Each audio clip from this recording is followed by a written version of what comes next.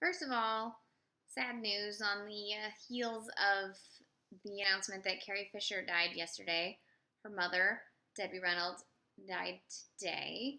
Debbie was 84, so sort of expected. It's very sad to lose both of them so close to each other. I'm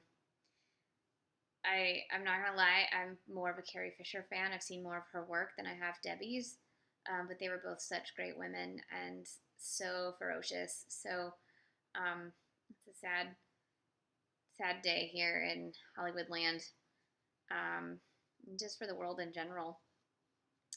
In the middle of all of this, though, I'm still trying to catch up on 2016 films. So I heard that in Keanu, which is a movie I missed when it was in theaters, that there was a bunch of George Michael songs.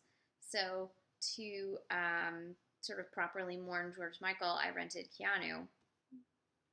I also am a fan of Key and Peele. They're quite funny. And Cats, obviously. And I was kind of bummed that I missed this film in theaters. And it's good. It's not great. And the best stuff really is in the trailer, except what you don't get from the trailer is their amazing use of George Michael. And like really amazing use of George Michael songs. And there's even like a dream sequence where Keegan-Michael Key is in like a George Michael music video. It's pretty great. And the kitten is amazing. I guess there were like 7 cats that played the kitten, but they found some good kittens. Um, he was a good kitten. And there were some interesting looks at sort of respectability politics and um, the stereotyping in black film and all kinds of things that are very similar to the themes Key and Peele sort of delved into in their TV show, but in doing so in one long sketch, basically, wherein all these hard, like gangster people go soft for this kitten. Um, also good was a great little cameo from Anna Faris. She's always funny, and Luis Guzman, who's always good. And then Method Man is in it, and that's like anytime you get to see one of the Wu-Tang Clan in anything, you're in for something good. So I enjoyed it. I think it could have been a little tighter. Like there's a few moments where it kind of drags, um, but when they're together doing their like Key and Peele shtick, it really works. I think they're such great. They have such great chemistry together. I think they're one of the great comedy duos like ever, and I enjoy them both separately. Like when they do films on their own without each other, they're still fun to watch. But when they're together, they're dynamite together. Um, I also noticed this is a Warner Brothers film, and there was a lot of callbacks to Warner Brothers properties, including like a Matrix thing, and there was a Cloud Atlas poster at one point, and a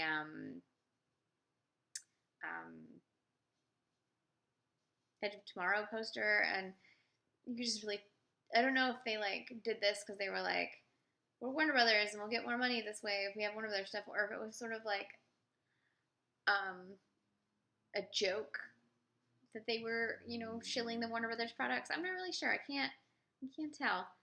But I don't know. It was fun. It works as a comedy. It works as an actioner. It works as a crime film, and really works as anyone who's ever fallen in love with a cat.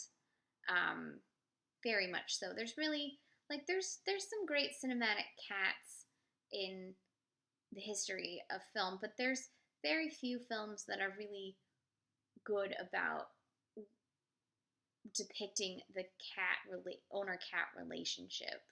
And I think like what is that one? Ah, he won an Oscar for it. Why am I forgetting? Hold on. It's like one of the few cat movies where the cat really feels like they cat people. Where is it? Art Carney, Harry and Tonto. It's one of the few films I think that really showed a cat owner relationship sort of correctly. It's a Mazursky film, I think, right? Yeah, it's Mazursky. However, this one really, really shows how just nutty people can get about their cats and when they lose their cats, and the how a cat can come into your life and really bring you meaning and joy.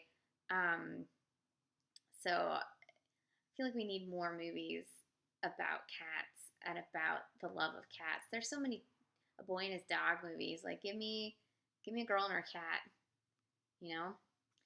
So anyways, this was Keanu. It was directed by Peter Atencio. I think this is maybe his first film or one of his first films. He directed several episodes of the Key and Peele show.